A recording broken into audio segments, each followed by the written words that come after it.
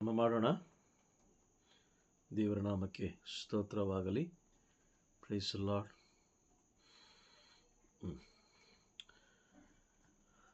ಪಾಪ ಎಂದರೆ ಏನು? ಪಾಪ ಎಂದರೆ ಏನು? ಎಲ್ಲದಕ್ಕಿಂತ ಪಾಪ ಎಂದರೇನು?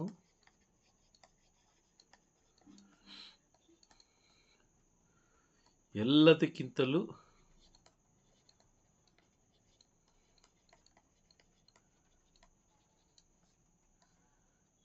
ಮೊದಲನೆಯ ಪಾಪ ಅಂದರೆ ಮೇಲಾದ ಪಾಪ ಯಾವುದು?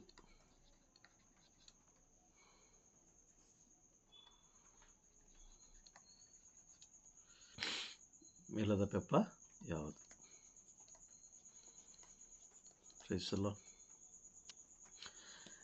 ನಾವು ಮಾರ್ಕನ ಬರೆದ ಶುಭ ಸಂದೇಶದ ಬಗ್ಗೆ ನಾವು ತಿಳ್ಕೊಳ್ತಾ ಇದ್ದೀವಿ. ಬಟ್ ಅದರ ಮಧ್ಯದಲ್ಲಿ ನಾವು ಕೆಲವು ಪಾಪಗಳ ಬಗ್ಗೆ ನಾವು ತಿಳ್ಕೊಳ್ತಾ ಹೋಗೋಣ, ಸರಿನಾ? ಆಗ ನಮ್ಗೆ ಇನ್ನೂ ವಾಕ್ಯ ತುಂಬ ಸುಂದರವಾಗಿ ಅರ್ಥ ಆಗುತ್ತೆ, ತುಂಬ ಸುಂದರವಾಗಿ ಅರ್ಥ ಆಗುತ್ತೆ. Praise the Lord. ಪಾಪ ಎಂದರೆ ಏನು? ಮೊದಲನೆಯ ಪಾಪ, ಎಲ್ಲದಕ್ಕಿಂತಲೂ ಮೇಲಾದ ಪಾಪ ಯಾವುದು? ಪಾಪ ಅಂದರೆ ಏನು ಗೊತ್ತಾ? ದೇವರ ಆಜ್ಞೆಗಳನ್ನು ಮೀರುವುದೇ ಪಾಪ. ಆಮೇಲೆ ದೇವರ ಮಾತನ್ನು ಮೊದಲನೇದಾಗಿ ಪಾಪ ಎಂದರೆ ಏನು ಅಂತ ಹೇಳಿದ್ರೆ ದೇವರ ಮಾತನ್ನು ಮೀರುವುದೇ ಪಾಪ.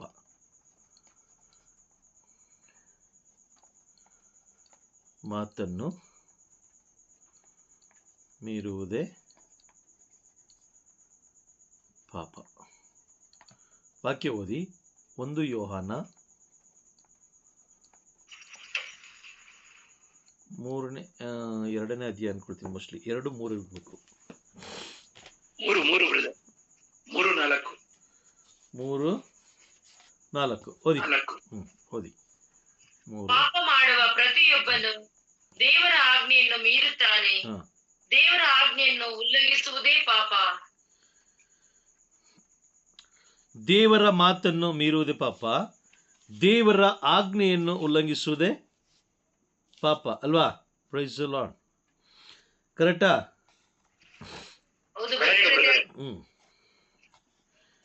ಎರಡನೇದಾಗಿ ದೇವರ ಎಲ್ಲದಕ್ಕಿಂತಲೂ ಮೇಲಾದ ಪಾಪ, ಎಲ್ಲದಕ್ಕಿಂತಲೂ ಮೇಲಾದ ಪಾಪ, ಮೊದಲನೆಯ ಪಾಪ ಯಾವುದು? ಯಾವುದು?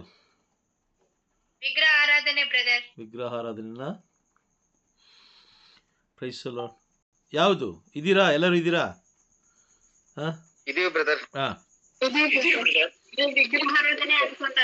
ವಿಗ್ರಹಾರಾಧನೆ ವಿಗ್ರಹಾರಾಧನೆನ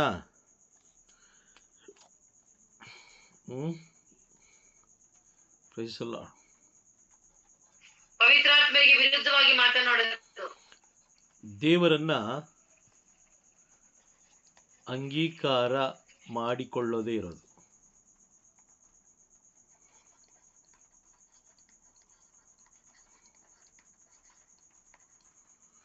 ಮಾಡಿಕೊಳ್ಳದೇ ಇರೋದು ಅಂಗೀಕಾರ.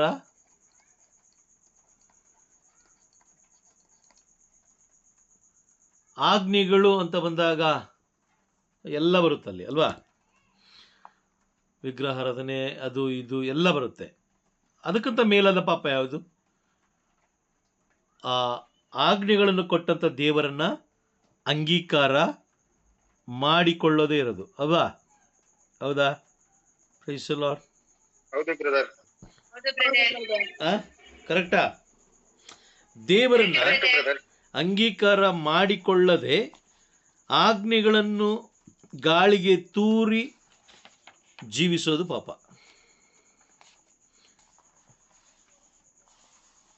ದೇವರಿಗೆ ನಾವು ವಿಧೇಯರಾದ್ರೆ ನೋಡಿ, ಇದಕ್ಕೇನು ಹೇಳ್ತಾರೆ? ದೇವರನ್ನ ಅಂಗೀಕಾರ ಮಾಡಿಕೊಳ್ಳದೆ ಇರೋದಕ್ಕೇನಂತಾರೆ? ಅವಿಧೇಯತನ ಅಲ್ವಾ? ಕರೆಕ್ಟಾ? ನಾ ಮಾತಾಡ್ತಾರೆ ಕೇಳಿಸ್ತಾ ಇದೆಯಾ? ಮತ್ತೆ ಯಾಕೆ ಯಾರು ಉತ್ತರ ಕೊಡ್ತಲ್ಲ?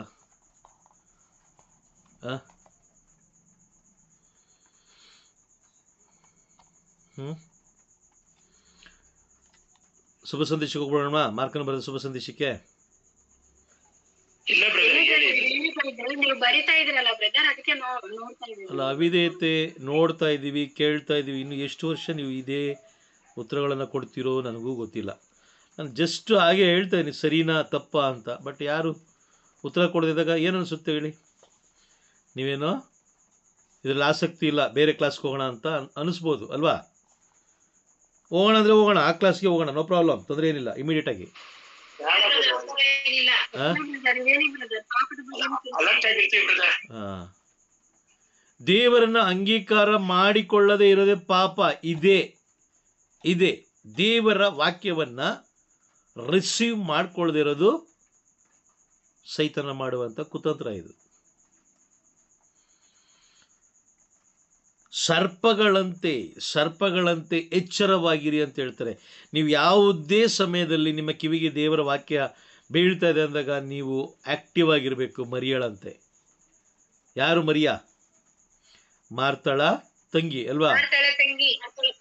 ಹಾಂ, ನಮ್ಮ ಪಾಟಿಗೆ ನಾವು ತಿನ್ಕೊಂಡು ಕುಡ್ಕೊಂಡು ಅಯ್ಯೋ ಏನೋ ಆಗಲಿ ಬಿಡು, ಏನೋ ಮಾಡಲಿ ಬಿಡು ಅಂದ್ಕೊಂಡಿದ್ರೆ ದೇವರನ್ನು ಅಂಗೀಕಾರ ಮಾಡ್ಕೊಳ್ಳೋಕ್ಕೆ ಸಾಧ್ಯ ಇಲ್ಲ. ದೇವರನ್ನು ಅಂಗೀಕಾರ ಮಾಡಿಕೊಳ್ಳದಿರೋದು ಅಂತ ಹೇಳಿದ್ರೆ ವಿಧೇಯತೆ ಅಲ್ಲ, ಅವಿಧೇಯತೆ. ಆದರೆ ಒಂದು ವಾಕ್ಯವನ್ನು ನಾವು ಓದೋಣ. ದೇವರು ಯಾವುದನ್ನು ಇಷ್ಟಪಡ್ತಾರೆ ನೋಡಿ. ಕೆಲವು ಜನ ಏನು ಮಾಡ್ತಾರೆ ಗೊತ್ತಾ? ಕೆಲವು ಜನ ಏನು ಮಾಡ್ತಾರಂತೆ, ನಾನು ನೋಡಿದ್ದೀನಿ. ಅವರು ದೇವರ ವಿಷಯದಲ್ಲಿ ಬಹಳ ಅಜಾಗರೂಕರಾಗಿರ್ತಾರೆ, ಬಹಳ ಅಜಾಗರೂಕತೆ, ಕೇರ್ಲೆಸ್ ಆಗಿರ್ತಾರೆ.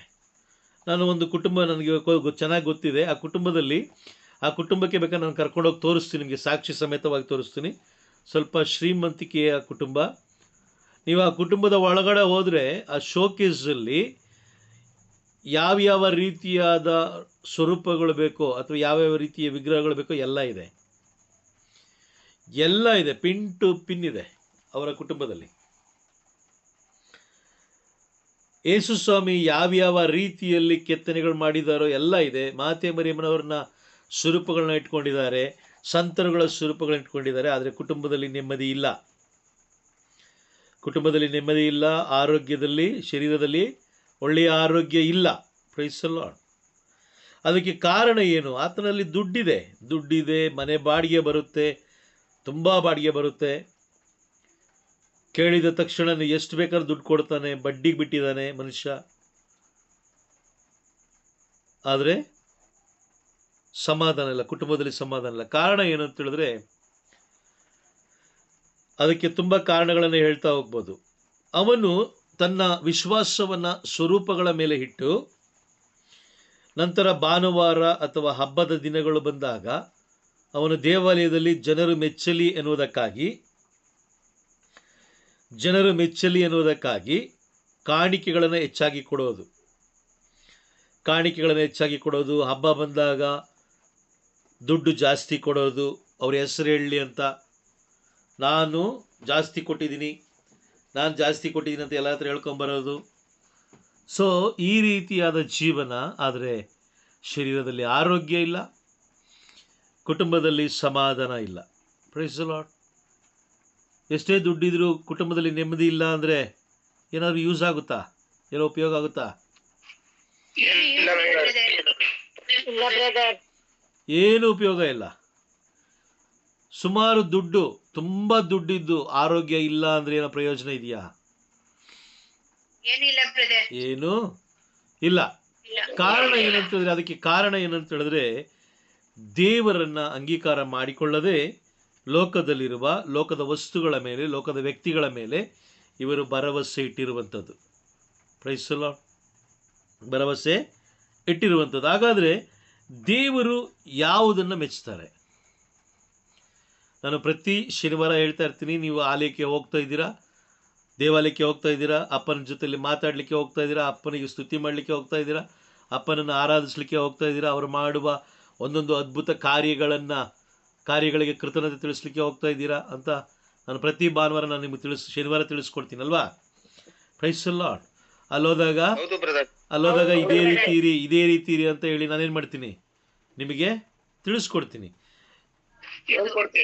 ಕಾರಣ ನಾನು ಹೇಳ್ಬೋದಾಗಿತ್ತು ನಿಮಗೆ, ಕಾಣಿಕೆಗಳನ್ನು ತೊಗೊಂಡೋಗಿ, ಒಳ್ಳೊಳ್ಳೆ ಕಾಣಿಕೆಗಳನ್ನ ತೊಗೊಂಡೋಗಿ, ಆಪಲ್ ತೊಗೊಂಡೋಗಿ, ಅಂಜೂರ ತೊಗೊಂಡೋಗಿ, ಅದು ತೊಗೊಂಡೋಗಿ, ಇದು ತೊಗೊಂಡೋಗಿ ಅಂತ ಹೇಳ್ಬೋದು. ಆದರೆ ನಾನು ನಿಮ್ಗೆ ಹೇಳೋದೇನು, ದೇವರ ಸಮ್ಮುಖದಲ್ಲಿ ನಿಮ್ಮನ್ನು ನೀವು ತಗ್ಗಿಸ್ಕೊಳ್ಳಿ, ವಿಧೇಯತೆಯಿಂದ ಕೂತ್ಕೊಳ್ಳಿ. ತಲೆ ಮೇಲೆ ಹೆಂಗಸರು ತಲೆ ಮೇಲೆ ಬಟ್ಟೆ ಹಾಕ್ಕೊಳ್ಳಿ, ಗಂಡಸರು ಒಳ್ಳೆ ಬಟ್ಟೆ ಹಾಕ್ಕೊಂಡೋಗಿ ಹೋಗ್ಬೇಕಾದ್ರೆ ಶೇವ್ ಮಾಡಿ ಕ್ಲೀನಾಗಿ ಸುಂದರವಾಗಿ ಹೋಗಿ.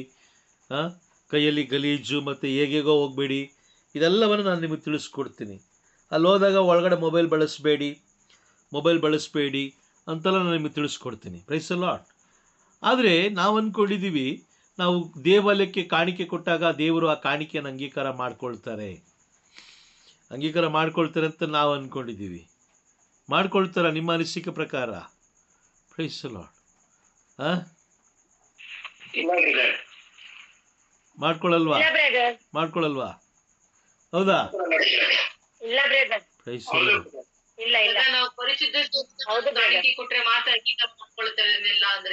ಪರಿಶುದ್ಧದಿಂದ ಕಾಣಿಕೆ ಕೊಟ್ರೆ ಅಂಗೀಕಾರ ಮಾಡ್ತಾರೆ, ಇಲ್ಲ ಅಂದ್ರೆ ಇಲ್ಲ. Praise the Lord. ಒಂದು ವಾಕ್ಯ ಓದೋಣ, ದೇವರು ಯಾವುದನ್ನ ಮೆಚ್ಚುತ್ತಾರೆ ಅಂತ ನೋಡೋಣ. ದೇವರು ಯಾವುದನ್ನು ಮೆಚ್ಚುತ್ತಾರೆ? ಒಂದು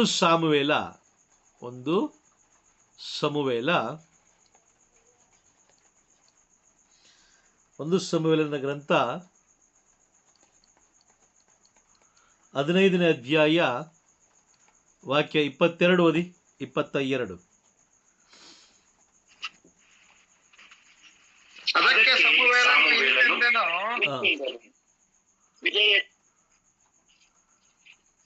ವಿಧೇಯತೆಯನ್ನು ಮೆಚ್ಚುವಷ್ಟು ಬಲಿ ಹೋಮಗಳನ್ನು ಮೆಚ್ಚುತ್ತಾರೆಯೇ ಸರ್ವೇಶ್ವರ?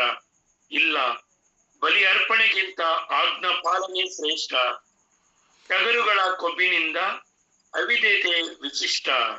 ಟಗರುಗಳ ಕೊಬ್ಬಿಗಿಂತ ವಿಧೇಯತೆ ವಿಶಿಷ್ಟ. ಮತ್ತೊಮ್ಮೆ ಓದಿ ಬೇರೆಯವರು.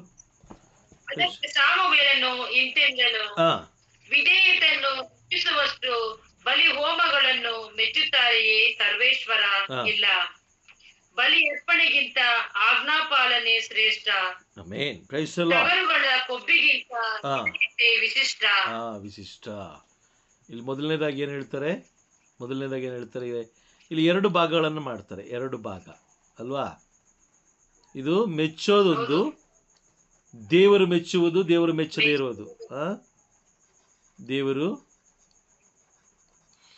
ಮೆಚ್ಚುವುದು,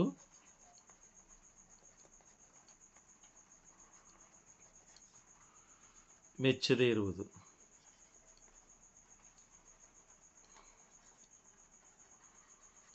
ಪ್ರೈಸ್ ದಿ ಲಾರ್ಡ್.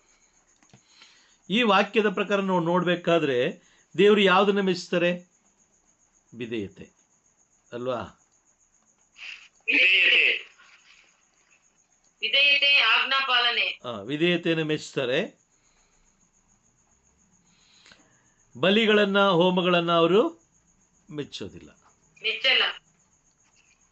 ಬಲಿಗಳನ್ನು, ಹೋಮಗಳನ್ನು ಅವರು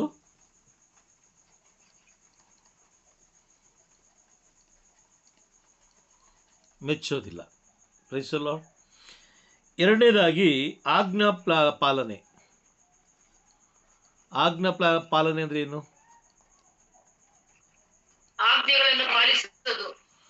ಆಜ್ಞಾಪಾಲನೆ. ಇಲ್ಲಿ ಏನು ಹೇಳ್ತಾರೆ? ಇದೆ ಬಲಿ ಅರ್ಪಣೆ ಅಲ್ವಾ? ಮೊದಲನೇದು ಅದೇ ಬಲಿ. ಇಲ್ಲಿ ಬಲಿ ಅರ್ಪಣೆ.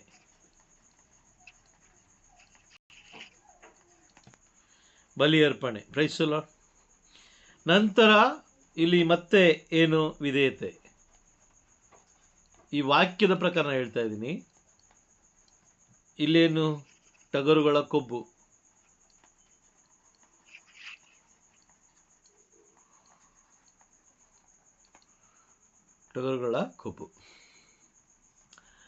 ದೇವರು ಮೆಚ್ಚುವುದನ್ನು ನಾವು ಮಾಡಬೇಕಾ? ದೇವರು ಮೆಚ್ಚದೇ ಇರುವುದನ್ನು ನಾವು ಮಾಡಬೇಕಾ?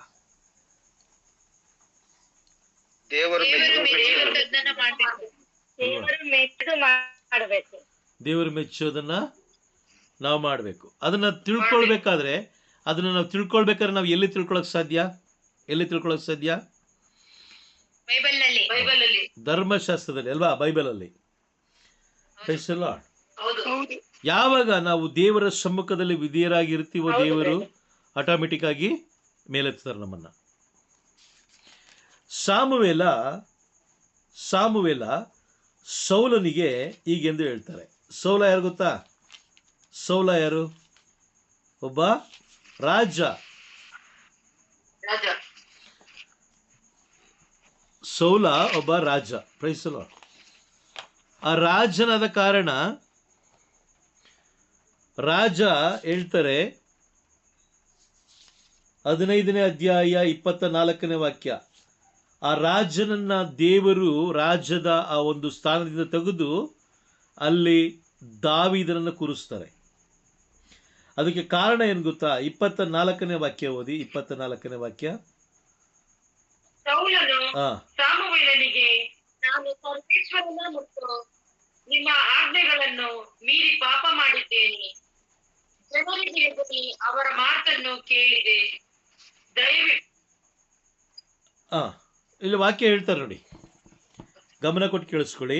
ಸೌಲನು ಅಂತ ಹೇಳಿದ್ರೆ ರಾಜ.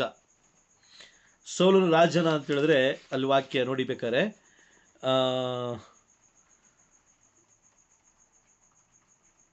10ನೇ ವಾಕ್ಯ ಓದಿ. ಸರ್ವೇಶ್ವರ ಸಾಮುವೇಲನಿಗೆ, ಸೌಲನನ್ನು ಅರಸನನ್ನಾಗಿ ಮಾಡಿದ್ದಕ್ಕೆ ಈಗ ವಿಶ್ವಾಸಿಸುತ್ತೇನೆ, ಅವನು ನನಗೆ ವಿಮುಖನಾಗಿದ್ದಾನೆ, ನನ್ನ ಆಜ್ಞೆಗಳನ್ನು ನೆರವೇರಿಸುವುದಿಲ್ಲ ಎಂದು ಹೇಳಿದರು. ಸಾಮುವೇಲನು ಸಿಟ್ಟುಗೊಂಡು ರಾತ್ರಿಯೆಲ್ಲ ಸರ್ವೇಶ್ವರನಿಗೆ ಮೊರೆಯಿಟ್ಟನು. ಹೌದಾ? ಇಲ್ಲಿ ಸರ್ವೇಶ್ವರ ಸ್ವಾಮಿ ಹೇಳ್ತಾ ಇದ್ದಾರೆ, ನಾನು ಅವನನ್ನು ಅರಸನನ್ನಾಗಿ ಮಾಡಿದಕ್ಕಾಗಿ ಈಗ ವಿಷಾದಿಸುತ್ತಿದ್ದೇನೆ, ಅವನು ನನ್ನ ಆಜ್ಞೆಗಳನ್ನು ನೆರವೇರಿಸುತ್ತಿಲ್ಲ, ನನಗೆ ವಿರುದ್ಧವಾಗಿ ನಡ್ಕೊಳ್ತಾ ಇದ್ದಾನೆ. ಹೌದಾ? 10ನೇ ವಾಕ್ಯದಲ್ಲಿ ಸರ್ವೇಶ್ವರ ಸ್ವಾಮಿ ಸಾಮುವೇಲನಿಗೆ ಹೇಳ್ತಾರೆ. ಸಾಮುವೇಲ ಬಂದು ಸೌಲನ ಬಳಿ ಚರ್ಚೆ ಮಾಡ್ಬೇಕಾದ್ರೆ ಸೌಲ ಅಲ್ಲಿ 24ನೇ ವಾಕ್ಯದಲ್ಲಿ ಒಪ್ಕೊಳ್ತಾರೆ. ಏನು? ನಾನು ಸರ್ವೇಶ್ವರನ ಮತ್ತು ಅವರ ಆಜ್ಞೆಗಳನ್ನು ಮೀರಿ ಪಾಪ ಮಾಡಿದ್ದೇನೆ, ಜನರಿಗೆ ಹೆದರಿ ಅವರ ಮಾತನ್ನು ಕೇಳಿದ್ದೇನೆ. ಹಾಗಾದರೆ ಈಗ ಸೇವೆ ಮಾಡುವಂಥವರು ಜನರ ಮಾತನ್ನು ಕೇಳಬೇಕಾ, ದೇವರ ಮಾತನ್ನು ಕೇಳಬೇಕಾ? ದೇವರ ಮಾತನ್ನು ಕೇಳಿ ಅವರು ಸೇವೆ ಮಾಡ್ಬೇಕಲ್ವಾ? ಆದ್ರೆ ಈ ದಿನಗಳಲ್ಲಿ ಏನ್ ನಡೀತಾ ಇದೆ? ಹೌದು ಬ್ರದರ್, ಜನರ ಮಾತುಗಳನ್ನು ಕೇಳಿ ಜನರ ಮಾತಿಗೆ ಜನರ ಮಾತಿನ ತಕ್ಕಂತೆ ದೇವಾಲಯ ನಡೀತಾ ಇದೆ. ಹೌದಾ?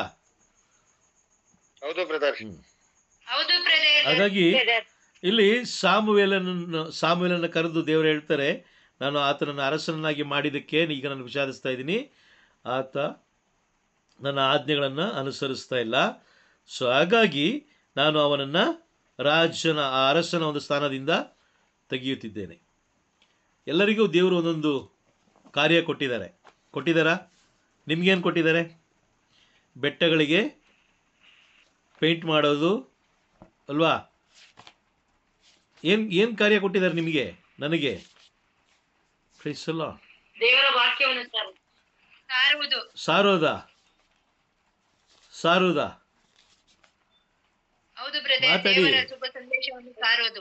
ಮಾತಾಡಿ, ಎಲ್ಲರೂ ಮಾತಾಡಿ. ದೇವರ ಸಂದೇಶವನ್ನು ಸಾರೋದಾ? ಹೌದಾ? ದೇವರು ನಮಗೆ ಕೊಟ್ಟ ಕಾರ್ಯ ಬರ್ಕೊಳ್ಳಿಬೇಕಾದ್ರೆ, ದೇವರು ನಮಗೆ ಕೊಟ್ಟ ಕಾರ್ಯ, ದೇವರು ನಮಗೆ ಕೊಟ್ಟ ಆಜ್ಞೆ ಅಥವಾ ಕಾರ್ಯ ಏನು? ಶುಭ ಸಂದೇಶವನ್ನ ಸಾರೋದು. ಹೌದಾ?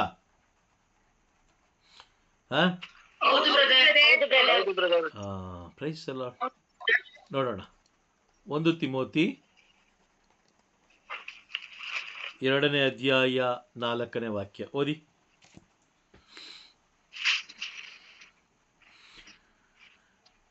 ಒಂದು ತಿಮೋತಿ 2:4.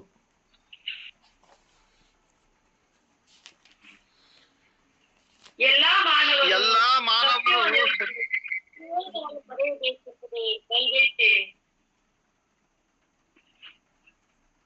ಮತ್ತೊಮ್ಮೆ ಓದಿ. ಎಲ್ಲಾ ಮಾನವರು ಸತ್ಯವನ್ನರಿತು ಜೀವೋದ್ಧಾರ ಪಡೆಯಬೇಕೆಂಬುದೇ ದೈವೇಚ್ಛೆ. Praise the Lord. ಓಕೆ, ನಾನು ಮಾತಾಡ್ತದೆ ಕ್ಲಿಯರ್ ಆಗಿ ಕೇಳಿಸ್ತಾ ಇದೆಯಾ? ಬ್ರದರ್ ನೀವು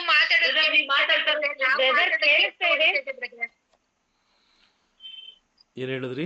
ಬೇರೆಯವ್ರು ಮಾತಾಡಿದ್ರೆ ಯಾಕೋ ಹೊಡಿತಿದೆ ಬ್ರದರ್, ನೀವು ಮಾತಾಡಿದ್ರೆ ಕರೆಕ್ಟ್ ಆಗಿ ಕೇಳಿಸ್ತಾ ಇದೆ. ಓಕೆ, ಹಾಗಾದ್ರೆ ಒಂದು ಕೆಲಸ ಮಾಡಿ. ವಿಮಲಾ ಸಿಸ್ಟರ್ ಇದ್ದೀರಾ? ಆರೋಗ್ಯ ಸಂಬಂಧ ಇದ್ದೀರಾ? ಹಾಂ, ನೀವು ಮಾತಾಡಿ. ಉಳಿದವರೆಲ್ಲ ಮ್ಯೂಟ್ ಮಾಡ್ಕೊಡಿ, ಸರಿ ಹೋಗುತ್ತಾಗ. ಓಕೆ, ಒಬ್ಬರು ಮಾತಾಡಿ ಸಾಕು. Price the lord. 2 ತಿಮೋತಿ ಇಡೀ ಲೋಕದ ಜನರಿಗೆ ನೋಡಿ. ಈಗ ನೀವು ಹೇಳಿದ್ರಿ ಶುಭ ಸಂದೇಶವನ್ನು ಸಾರಬೇಕು ಅಂತ ನೀವು ಹೇಳಿದ್ರಿ. Praise the Lord. ಇಡೀ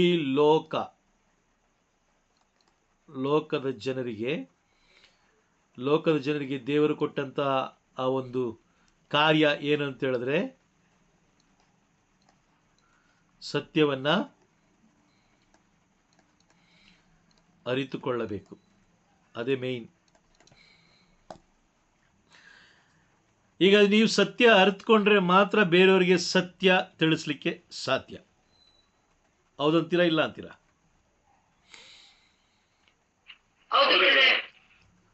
ಸತ್ಯ ತಿಳಿದುಕೊಂಡ್ರೆ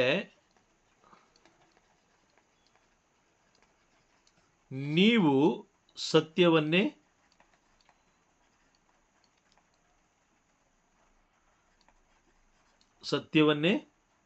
ಬೋಧಿಸ್ತೀರಿ.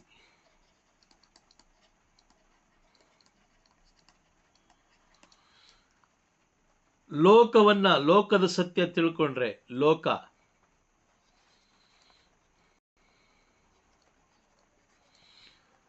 ತಿಳಿದುಕೊಂಡರೆ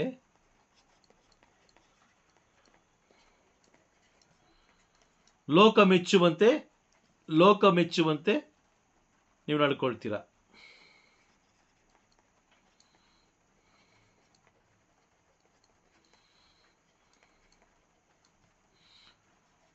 ಲೋಕ ಮೆಚ್ಚುವಂತೆ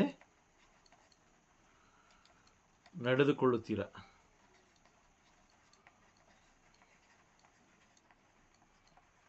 ಪ್ರೈಸ್ ದಿ ಲಾರ್ಡ್. ಸಾಮುವೇಲ್ ಮಾಡಿದ ಅದನ್ನೇ.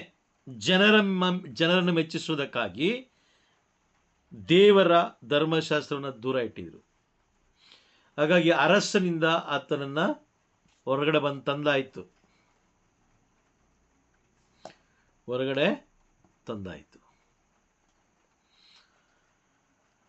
ನಾವು ಸತ್ಯವನ್ನ ತಿಳ್ಕೊಂಡ್ರೆ, ಈಗ ವಾಕ್ಯಗಳ ಪ್ರಕಾರ ಎಲ್ಲ ಮಾನವರು ಸತ್ಯವನ್ನರಿತು ಜೀವೋದ್ಧಾರ ಪಡೆಯಬೇಕೆಂಬುದೇ ದೈವ ಇಚ್ಛೆ. ನೀವು ಸತ್ಯವನ್ನು ತಿಳ್ಕೊಂಡ್ರೆ ನೀವು ಖಂಡಿತವಾಗಿ ಇನ್ನೊಬ್ಬ ವ್ಯಕ್ತಿಗೆ ನೀವು ಸತ್ಯವನ್ನೇ ಬೋಧಿಸ್ತೀರಾ.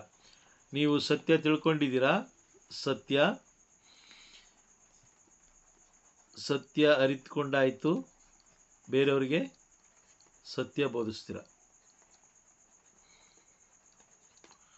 ಲೋಕ ತಿಳ್ಕೊಂಡ್ರೆ ಇಲ್ಲೂ ಕೂಡ ಲೋಕನೇ. ಇದು ಪಾಪ, ಈತನು ಪಾಪಿ. ಕಾರಣ ಸತ್ಯ ಸತ್ಯವನ್ನ ಬಿಟ್ಟಾಗ, ಸತ್ಯವನ್ನ ಮೀರಿದಾಗ ಅಲ್ಲಿ ಲೋಕದ ವಿಷಯವಾಗಿ ಬೋಧಿಸಬೇಕಾಗುತ್ತೆ. Price the lord. ಹಾಗಾಗಿ ನಾವು ಯಾವಾಗಲೂ ಅಷ್ಟೇ, ದೇವರು ನಮಗೆ ಎಚ್ಚರಿಸ್ತಾ ಇರ್ತಾರೆ, ಪ್ರತಿ ಬಾರಿ ಎಚ್ಚರಿಸ್ತಾರೆ. ಆಲಯದ ವಿಷಯದಲ್ಲಿ ಎಚ್ಚರವಾಗಿರು, ಆ ವಿಷಯದಲ್ಲಿ ಎಚ್ಚರವಾಗಿರು, ಈ ವಿಷಯದಲ್ಲಿ ಎಚ್ಚರವಾಗಿರು, ಕಾಣಿಕೆ ಕೊಡೋ ವಿಷಯದಲ್ಲಿ ಎಚ್ಚರವಾಗಿರು, ನಡೆದುಕೊಳ್ಳುವ ರೀತಿಯಲ್ಲಿ ಎಚ್ಚರವಾಗಿರು, ಇದೆಲ್ಲವನ್ನು ತಿಳಿಸ್ತಾ ಇರ್ತಾರೆ. ಯಾವಾಗಲೂ ಅಷ್ಟೇ ತಿಳಿಸ್ತಾ ಇರ್ತಾರೆ. Praise the Lord. ಬೇಕಾದ್ರೆ ಒಂದು ವಾಕ್ಯ ಓದ್ತಾ ಹೋಗೋಣ. ಒಂದು ವಾಕ್ಯವನ್ನು ಓದಲಿಕ್ಕೆ ಪ್ರಾರಂಭ ಮಾಡಿ. ಯಾಜಕ ಕಾಂಡ 26ನೇ ಅಧ್ಯಾಯ ವಾಕ್ಯ 14ರಿಂದ 17 ಓದೋಣವಾ? 14ರಿಂದ 17 ಯಾಜಕ ಕಾಂಡ 26ನೇ ಅಧ್ಯಾಯ.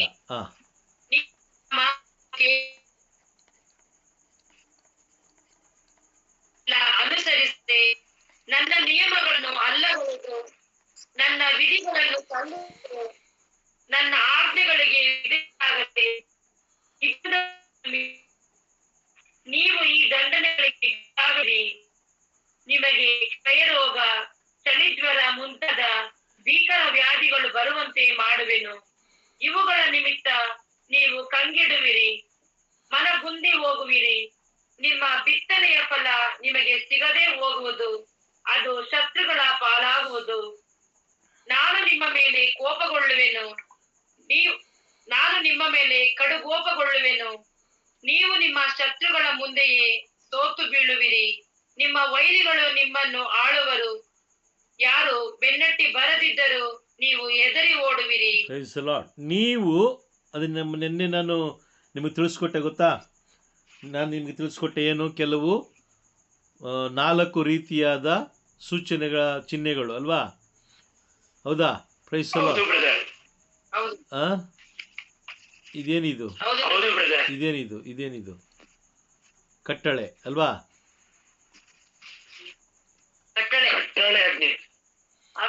ಇದು ಹೌದು ಬ್ರದರ್, ಕಟ್ಟಲೆ. ಇದು ಡೈಮಂಡ್ ಪ್ರಮಾಣ ಪ್ರಾಮಿಸ್ ಅಲ್ವಾ? ಈ ಯಾಜಕಕಾಂಡ 26 ಇದೆಯಲ್ಲ, ಇದು ಬಂದು ಈ ಒಂದು ಸಿಂಬಲ್ ಇಂದ ಪ್ರಾರಂಭ ಆಗುತ್ತೆ. ನೀವು ಮಾಡಿದ್ರೆ ನಾನು ಮಾಡ್ತೀನಿ. ನೀವು ಮಾಡಬೇಕು ಏನು? ನನ್ನ ಆಜ್ಞೆಗಳನ್ನು ಮೀರದೆ ಎಲ್ಲವನ್ನು ನೀವೇನು ಮಾಡಬೇಕು? ಅನುಸರಿಸಿ ನಡಿಬೇಕು. ಏನು ಕಠೋರವಾದ ಆಜ್ಞೆಗಳನ್ನು ದೇವರು ನಮಗೆ ಕೊಟ್ಟಿದ್ದಾರಾ? ದಿನಕ್ಕೊಂದೊಂದು ಹಸು ಕಟ್ ಮಾಡು, ದಿನಕ್ಕೊಂದೊಂದು ಬಲಿ ಕೊಡು ಅಂತ ಕೇಳಿದಾರಾ? ಇಲ್ಲ ಅಲ್ವಾ? ಅವ್ರು ಕೇಳಿದ್ದೇನು? ನನ್ನ ಆಜ್ಞೆಗಳನ್ನು, ನನ್ನ ವಿಧಿಗಳನ್ನು ನೀನು ತಳ್ಳಿ ಬಿಡಬೇಡ. ನನ್ನ ಆಜ್ಞೆಗಳನ್ನು ಅನುಸರಿಸಿಕೊಂಡು ನನ್ನ ಜೊತೆಲಿರು, ನನ್ನ ಮಗನಾಗಿರು. ಇಲ್ಲ ಅಂತ ಹೇಳಿದ್ರೆ ನಿಮಗೆ ಬರುವಂತಹ ಭೀಕರವಾದ ವ್ಯಾಧಿಗಳು, ಕ್ಷಯರೋಗ, ಚಳಿ ಜ್ವರ ಮುಂತಾದ ಭೀಕರ ವ್ಯಾಧಿಗಳು ಬರಮಾಡುವಂತೆ ಮಾಡುವೆನು. ಇವುಗಳ ನಿಮಿತ್ತ ನೀವು ಕಂಗೆಡುವಿರಿ. ಕೊನೆಯದಾಗಿ ಒಂದಿದೆ ನೋಡಿ, ಕೊನೆಯದಾಗಿ ಯಾರು ನಿಮ್ಮನ್ನು ಬೆನ್ನಟ್ಟಿ ಬರದಿದ್ದರೂ ನೀವು ಹೆದರಿ ಓಡುವಿರಿ. ಯಾರು ನಿಮ್ಮನ್ನು ಬೆನ್ನಟ್ಟಿ ಬರದೇ ಹೋದ್ರು ನೀವೇನು ಮಾಡ್ತೀರಾ? ಹೆದರಿ ಓಡ್ತೀರಾ. Price the lord. ಹೌದಾ? ಕರೆಕ್ಟಾ? ಸಡನ್ ಆಗಿ ಒಂದು ಟೈಮು ಭಯ ಆಗುತ್ತೆ, ಹಿಂದೆ ತಿರುಗಿ ನೋಡಿದ್ರೆ ಯಾರು ಇರಲ್ಲ. ಕಾರಣ ದೇವರ ಮಾರ್ಗದಿಂದ ನಾವು ಬೇರ್ಪಟ್ಟಿದ್ದೀವಿ ಅಂತ ಲೆಕ್ಕ, ದೂರ ಇದ್ದೀವಿ ಅಂತ. Praise the Lord. ಅದಲ್ಲದೆ ಅವರು ಕೊಟ್ಟಿರುವಂಥ ಆ 10 ಆಜ್ಞೆಗಳನ್ನು ನಾವು ಅನುಸರಿಸಿ ನಡಿಬೇಕು. ಹೌದಾ? ಅನುಸರಿಸಿ ನಡೆದಾಗ, ಆ 10 ಆಜ್ಞೆಗಳನ್ನು ಅನುಸರಿಸಿ ನಡೆದಾಗ ನಮಗೆ ಅವರು ಹೇಳಿರುವ ಆ ಒಂದು ಏನು ಹೇಳ್ತಾರೆ ಆಶೀರ್ವಾದಗಳು ನಮಗೆ ಸಿಗುತ್ತೆ. ನಾವೇನು ಮಾಡ್ತೀವಿ? ಭಾನುವಾರ ಬಂತು ಅಂದರೆ, ಸಬ್ಬ ದಿನ ಬಂದರೆ ಮಕ್ಕಳನ್ನ ಎಲ್ಲಿ ಕಳಿಸ್ತೀವಿ? ನೆಂಟರ ಮನೆಗೆ ಅಲ್ವಾ? ಅಯ್ಯೋ ನನ್ನ ಫ್ರೆಂಡ್ ಬಂದಿದ್ದಾಳೆ, ಅಥವಾ ನಮ್ಮ ದೊಡ್ಡಪ್ಪ ಬಂದಿದ್ದಾರೆ, ಚಿಕ್ಕಪ್ಪ ಬಂದಿದ್ದಾರೆ, ಅವ್ರು ಬಂದಿದ್ದಾರೆ, ಇವ್ರು ಬಂದಿದ್ದಾರೆ, ಅಲ್ಲಿ ಕಳಿಸ್ತೀವಿ. ಮದುವೆ ಕಳಿಸ್ತೀವಿ, ಬೇರೆಯವ್ರ ಮದುವೆ ಕಳಿಸ್ತೀವಿ, ಬರ್ತ್ಡೇ ಸಮಾರಂಭ ಕಳಿಸ್ತೀವಿ ಅಲ್ವಾ? Praise the lord. ಬರ್ತ್ಡೇ ಸಮಾರಂಭಕ್ಕೆ ಮತ್ತು ಪರ್ಚೇಸ್ ಮಾಡಲಿಕ್ಕೆ, ಅಯ್ಯೋ ವಾರ ಪೂರ್ತಿ ನಮಗೆ ಡ್ಯೂಟಿಗೆ ಹೋಗೋದ್ರಿಂದ ಟೈಮೇ ಸಿಗಲ್ಲ. ಹಾಗಾಗಿ ನನ್ನ ಮಗ ಇವಾಗ ಸಿಟಿಗೆ ಹೋಗಿದ್ದಾನೆ, ಸ್ವಲ್ಪ ತರಕಾರಿ ತರಬೇಕಾಯ್ತು, ಸಿಟಿಗೆ ಹೋಗಿದ್ದಾನೆ. ಅದಾದಮೇಲೆ ಅಯ್ಯೋ ನನ್ನ ಮಗ ಶನಿವಾರ ಲೇಟಾಗಿ ಬರ್ತಾನೆ, ಸ್ವಲ್ಪ ಪಾರ್ಟಿ ಮಾಡ್ಕೊಂಬರ್ತಾನೆ, ಸ್ವಲ್ಪ ಪಾರ್ಟಿ ಮಾಡ್ಕೊಂಬರ್ತಾನೆ. ಹಾಗಾಗಿ ಎಬ್ಬರಿಸೋದು ಬೇಡ ಅಂತ ನಾನೇ ಅವನಿಗೆ ಮಲ್ಕೊಚಿನ ಒಂದು 11-12 ಗಂಟೆ ಎದ್ದೋಳು, ಅವಾಗ ನೀನು ಎದ್ದು ಸ್ನಾನ ಮಾಡೋಷ್ಟರಲ್ಲಿ ನಾನು ನಾಷ್ಟ ಮಾಡಿಕೊಡ್ತೀನಿ, ನೀನು ತಿನ್ಬಿಟ್ಟು ಮತ್ತೆ ಮಲ್ಕೊಳ್ಳಿವಂತೆ. Price the Lord. ಆದರೆ ಸಬ್ಬತ್ ದಿನ ಎಂಬುದು ಕೂಡ ಅದೊಂದು ಕಟ್ಟಳೆ, ಅದನ್ನು ಮೀರುವಂತಿಲ್ಲ. ಬೇಕಾದ್ರೆ ವಾಕ್ಯ ಓದಿ, ಯೆಶಾಯ ಪ್ರವಾದಿಯ ಗ್ರಂಥ ನೋಡಿ, ಇದು ಡೈಮಂಡ್, ಸರಿನಾ? ಡೈಮಂಡ್ ಯೆಶಾಯ ಪ್ರವಾದಿಯ ಗ್ರಂಥ. Price the lord. ಯೆಶಾಯ ಪ್ರವಾದಿಯ ಗ್ರಂಥ 58ನೇ ಅಧ್ಯಾಯ ವಾಕ್ಯ 13 ಓದಿ. 13. ನೀವು ಸಬ್ಬತ್ ದಿನವನ್ನು ತಾತ್ಸಾರ ಮಾಡದೆ ಆ ನನ್ನ ಪರಿಶುದ್ಧ ದಿನದಲ್ಲಿ ನಿಮ್ಮ ದೈನಂದಿನ ವ್ಯವಹಾರವನ್ನು ನಡೆಸದೆ ಸ್ವೇಚ್ಛೆಯಾಗಿ ವರ್ತಿಸದೆ ಕಾರ್ಯದಲ್ಲಿ ನಿರತರಾಗದೆ ಹರಟೆ ಮಾತುಗಳಲ್ಲಿ ಕಾಲ ಕಳೆಯದೆ ಸರ್ವೇಶ್ವರ ಸ್ವಾಮಿಯ ಸಬ್ಬತ್ತಿನ ಪರಿಶುದ್ಧವಾದದ್ದು, ಸಂತೋಷಕರವಾದದ್ದು, ಮಾನ್ಯತೆಗೆ ಅರ್ಹವಾದದ್ದು ಎಂದು ಸನ್ಮಾನಿಸಿದೆ. ಆದರೆ ನೀವು ಸರ್ವೇಶ್ವರ ಸ್ವಾಮಿಯಾದ ನನ್ನ ಆನಂದದಲ್ಲಿ ಭಾಗಿಗಳಾಗಿವಿರಿ.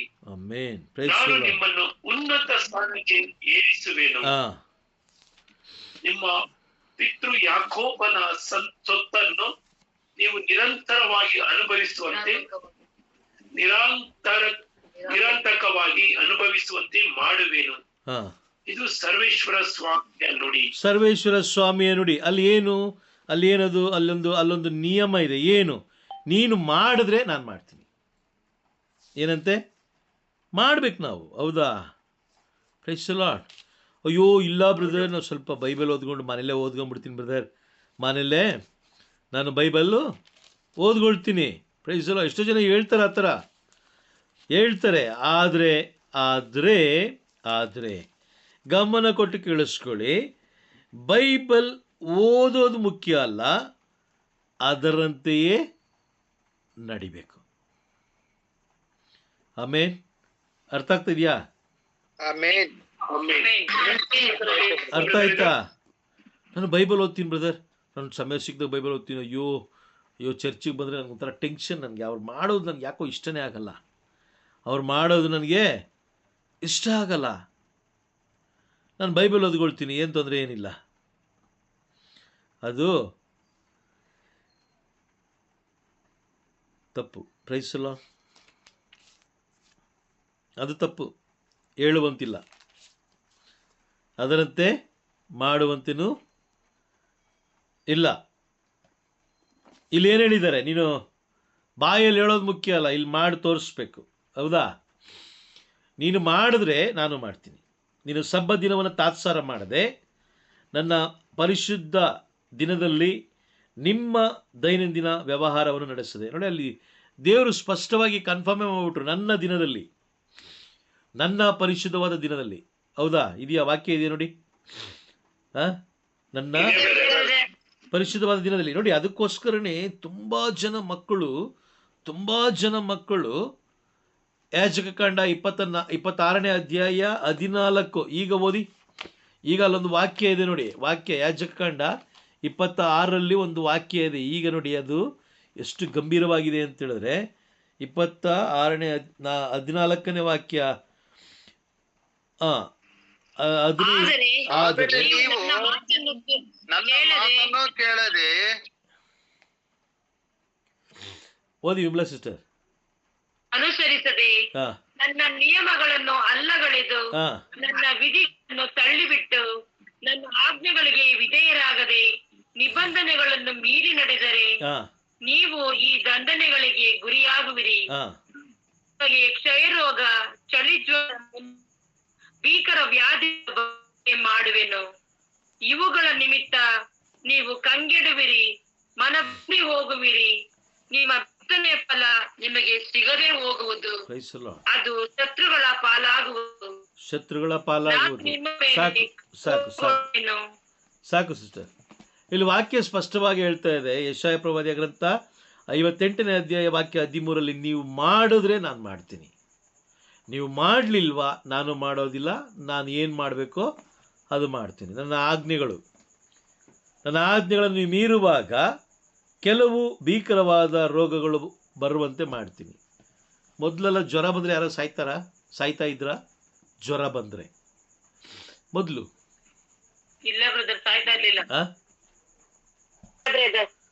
ಸಾಯ್ತಾ ಇರಲಿಲ್ಲ. ಈ ದಿನಗಳಲ್ಲಿ ನೋಡಿ, ಅಯ್ಯೋ ಜ್ವರ ಬಂತು ಅಷ್ಟೇ ಅಲ್ವಾ, ಅಷ್ಟಕ್ಕೆ ಸತ್ತದ. ಕಾರಣ ಏನು?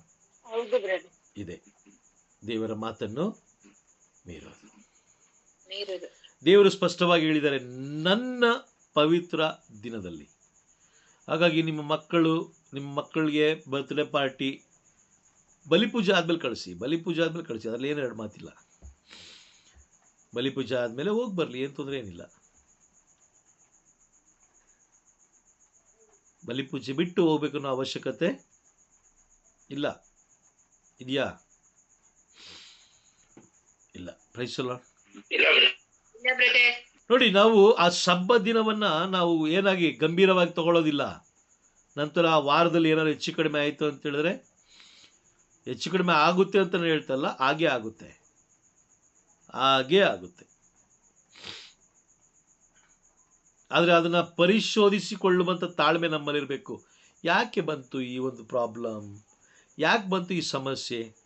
ಯೇಸು ಸ್ವಾಮಿ ಇರುವ ಕಡೆ ನನಗೆ ಜಯ ಇರಬೇಕಲ್ವಾ? ಯೇಸು ಸ್ವಾಮಿ ಇರೋ ಕಡೆ ನನಗೆ ಧೈರ್ಯ ಇರಬೇಕಲ್ವಾ? ಯೇಸು ಸ್ವಾಮಿ ಇರೋ ಕಡೆ ಕುಂದುಕೊರತೆ ಇದ್ದರೂ ನಾನು ಬಲವಾಗಿರಬೇಕಲ್ವಾ? ಯಾಕೆ ನನ್ನಲ್ಲಿ ಸೋಲು ಕಾಣ್ತಾ ಇದೆ? ನೋಡಿ, ಕೆಲವು ಜನ ಸ್ವಲ್ಪ ಮನೇಲಿ ಗಲಾಟೆ ಆದರೆ ಏನು ಮಾಡ್ಕೊತಾರೆ? ಸೂಸೈಡ್ ಮಾಡ್ಕೊಳ್ತಾರಲ್ವಾ? ಎಲ್ಲೋಯ್ತು ಧೈರ್ಯ? ಧೈರ್ಯ ಎಲ್ಲೋಯ್ತು? ಧೈರ್ಯ ಯಾವಾಗ ಬರೋದು? ಧೈರ್ಯ ನಮಗೆ ಬರೋದು ಯಾವಾಗ? ದೇವರು ನಮ್ಮ ಜೊತೆ ಇದ್ದಾಗ, ಅಮ್ಮೆ ನಮ್ಮ ಜೊತೆಲಿದ್ದಾಗ ಅಲ್ವಾ? ನಮ್ಮ ತಂದೆ, ಎತ್ತ ತಂದೆ ಜೊತೆಲಿದ್ರೆ ನಾವು ಯಾರ ಮೇಲೆ ಬೇಕಾದ್ರೂ ಜಗಳಕ್ಕೆ ಹೋಗ್ತೀವಿ. ನಮ್ಮ ತಂದೆ ಸ್ವಲ್ಪ ಕಟ್ಟು ಮುಸ್ತಾಗಿದ್ದಾರೆ, ಅವ್ರು ನಮ್ಮ ಜೊತೆಲಿ ಇರ್ಬೇಕಾದ್ರೆ ನಾವೇನು ಮಾಡ್ತೀವಿ? ಅದೇ ನಿಗಿಸ್ಕೊಂಡು ಏನೋ ಏನೋ ಅನ್ಕೊಂಡು ಹೋಗ್ತೀವಿ ಅಲ್ವಾ? ಹೋಗ್ತೀವಾ? ಹೌದು ಬ್ರದರ್. ತಂದೆ ಇಲ್ಲ ಅಂತ ಹೇಳಿದಾಗ, ತಂದೆ ಇದಾರಲ್ಲ, ತಂದೆ ಇಲ್ಲ ಅಂದಾಗ ಆಯ್ತು ಬಿಡೋಣ, ಆಯ್ತು, ಓಕೆ ಓಕೆ ಓಕೆ, ಸರಿ ಅಣ್ಣ ಸರಿ ಅಣ್ಣ. ಅಥವಾ ತಂದೆ ಸ್ವಲ್ಪ ಸಾಧು ಅಂತ ಹೇಳಿದ್ರೆ ಇವ್ರೇನು ಮಾಡ್ತಾರೆ? ಮಕ್ಕಳು ಜೋರಾಗಿರ್ತಾರೆ. ತಂದೆಗೆ ಮೇಲೆ ಜೋರಾಗಿರ್ತಾರೆ. ಇಲ್ಲಿ ಯಾವಾಗ ನಾವು ಪಾಪ ಮಾಡ್ತೀವಿ ಅಂತ ಹೇಳಿದ್ರೆ, ದೇವರ ಮಾತನ್ನು ಮೀರುವುದೇ ಪಾಪ. ಮೊದಲನೇದಾಗಿ ದೇವರ ಮಾತನ್ನು ಮೀರುವುದು ಪಾಪ. ಎರಡನೇದಾಗಿ ಧರ್ಮಶಾಸ್ತ್ರದಿಂದ ದೂರ ಇರೋದೇ ಪಾಪ. ಧರ್ಮಶಾಸ್ತ್ರದ ದೂರ ಇರೋದಾ? ಹೇಗೆ? ಧರ್ಮಶಾಸ್ತ್ರ ದೂರ ಇರೋದು ಹೇಗೆ ಸಾಧ್ಯ? ಹೇಗೆ ಅಂತ ಹೇಳಿದ್ರೆ, ಸತ್ಯ ಇರೋದು ಲೋಕದಲ್ಲ, ಧರ್ಮಶಾಸ್ತ್ರದಲ್ಲ. ಧರ್ಮಶಾಸ್ತ್ರದಲ್ಲಿ. ಅರ್ಥ ಆಗ್ತಿದ್ಯಾ? ನೀವು ಲೋಕದಲ್ಲಿ ಇದ್ದಷ್ಟು ಸತ್ಯದ ಮಾರ್ಗದಲ್ಲಿ ಬರಲಿಕ್ಕೆ ಸಾಧ್ಯ ಇಲ್ಲ. ಸತ್ಯದ ಮಾರ್ಗದಲ್ಲಿ ಬರಲಿಕ್ಕೆ ಸಾಧ್ಯವಿಲ್ಲ. ನಾವು ಅರಿತುಕೊಂಡಾಗ ನಾವು ದೇವರನ್ನ ಅಂಗೀಕಾರ ಮಾಡಿಕೊಂಡ ರೀತಿ. ಅದಾದ ಮೇಲೆ ಆಶೀರ್ವಾದಗಳು ತನ್ನಷ್ಟಕ್ಕೆ ತಾನೇ ಬರುತ್ತೆ. ಯಾಕಂದ್ರೆ ವಾಗ್ದಾನ ಮಾಡಿದ ದೇವರು ನಂಬಿಗಸ್ತರು ಅಲ್ವಾ? Praise the Lord. ಕರೆಕ್ಟಾ? ನಂಬ್ತೀರಾ? ಆಮೆನ್. ನಂಬಿಗಸ್ತರು. ನೋಡಿ, ನೀವು ಏನು ಕೇಳ್ತೀರೋ ಅದಕ್ಕಿಂತ ಜಾಸ್ತಿ ಕೊಡುವವರು ಬೇರೆ ಅವರು. ನೀವೇನು ಕೇಳ್ತೀರೋ ಅದಕ್ಕಿಂತ ಜಾಸ್ತಿ ಕೊಡ್ತಾರೆ ಅವರು. ಅವ್ರು ಕೊಡೋದ್ರಲ್ಲಿ ಯಾವತ್ತೂ ಕಡಿಮೆ ಮಾಡಲ್ಲ. ಮಾಡ್ತಾರಾ? ಮಾಡಲ್ಲ. ಇವತ್ತಿನವರೆಗೂ ಕೊರತೆ ಇಟ್ಟಿಲ್ಲ. ಅವ್ರು ಕೊಡೋದ್ರಲ್ಲಿ ಕೊರತೆ ಮಾಡಿಲ್ಲ. ಹಾಗಾದ್ರೆ ಕೊರತೆ ಮಾಡ್ತಾರದು ಯಾರು? ನಾವೇ. ಪ್ರಾರ್ಥನೆಯಲ್ಲಿ ಕೊರತೆ, ಸೇವೆಯಲ್ಲಿ ಕೊರತೆ, ದಾನ ಧರ್ಮದಲ್ಲಿ ಕೊರತೆ, ಸಾಕ್ಷಿಯ ಜೀವನದಲ್ಲಿ ಕೊರತೆ, ಎಲ್ಲದರಲ್ಲೂ ಕೊರತೆನಾ? ಕೊರತೆನೆ. ಕೊರತೆ. ಹಾಗಾಗಿ ನಮಗೆ ಸರಿಯಾದ ಸತ್ಯ ತಿಳ್ಕೊಳ್ಳಿಕ್ಕೆ ಸಾಧ್ಯ ಆಗ್ತಾ ಇಲ್ಲ. ನಮ್ಮ ಚರ್ಚ್ಗಳಲ್ಲಿ ಎಲ್ಲಿದೆ ಸತ್ಯ ಬೋಧನೆಗಳು ಎಲ್ಲಿದೆ ಹೇಳಿ ನೋಡೋಣ? ಎಲ್ಲಿದೆ? ಒಂದು ತಿಳ್ಕೊಳ್ಳಿ, ಸತ್ಯ ತಿಳ್ಕೊಂಡಿದ್ದೆ ಸಾಕು. ಸುಗುಣಷ್ಟು ಒಂದು ಟೈಮ್ ಹೇಳಿದ್ರೆ ಸಾಕು. 3 ಟೈಮ್ ಹೇಳ್ತಾ ಇದ್ದೀರಾ. ಒಂದು ಟೈಮ್. ಓಕೆ, ನೋಡಿ, ನೀವು ಸತ್ಯ ತಿಳ್ಕೊಂಡಿದ್ದಿದ್ರೆ ಲೋಕದಲ್ಲಿ ಬಂದು ಸತ್ಯನೇ ತಿಳಿಸ್ತಾ ಇದ್ರಿ. ಈಗ ನೀವು ಸತ್ಯ ತಿಳ್ಕೊಂಡ ಮೇಲೆ ಈಗ ವಾಕ್ಯ ಹೇಳುತ್ತೆ, ನೀವು ಒಬ್ಬರನ್ನೊಬ್ಬರು ಪ್ರೀತಿಸ್ಬೇಕು. ಒಂದು ವಾಕ್ಯ ನೋಡೋಣ. 2 ಕೊರಿಂಥಿಯಲ್ಲಿ ನಾವು ನೋಡ್ತೀವಿ ಅಂದ್ಕೊಳ್ತೀವಿ ಮೋಸ್ಟ್ಲಿ. 2 ಕೊರಿಂಥಿನ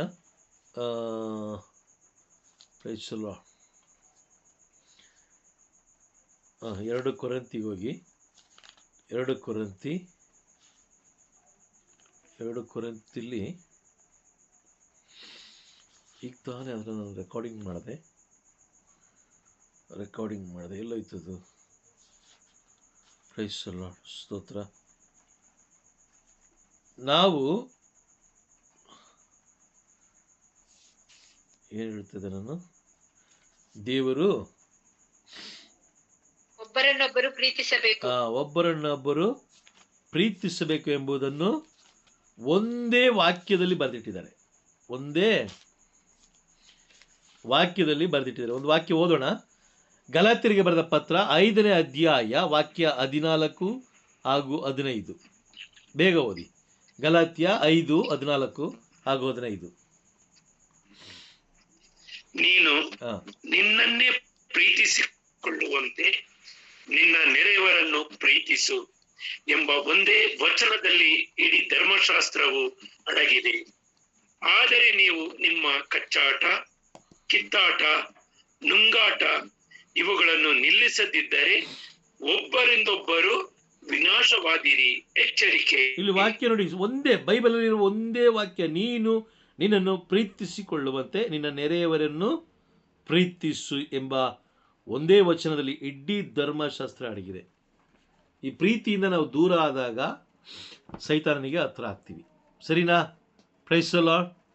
ಪಾಪ ಅಂತ ಹೇಳಿದ್ರೆ ಮೊದಲನೆಯ ಪಾಪ ನೋಡಿ, ಇಲ್ಲಿ ಮೊದಲನೇದಾಗಿ ಹೇಳ್ತಾ ಇದ್ದೀನಿ ನಾನು ಮತ್ತೊಮ್ಮೆ.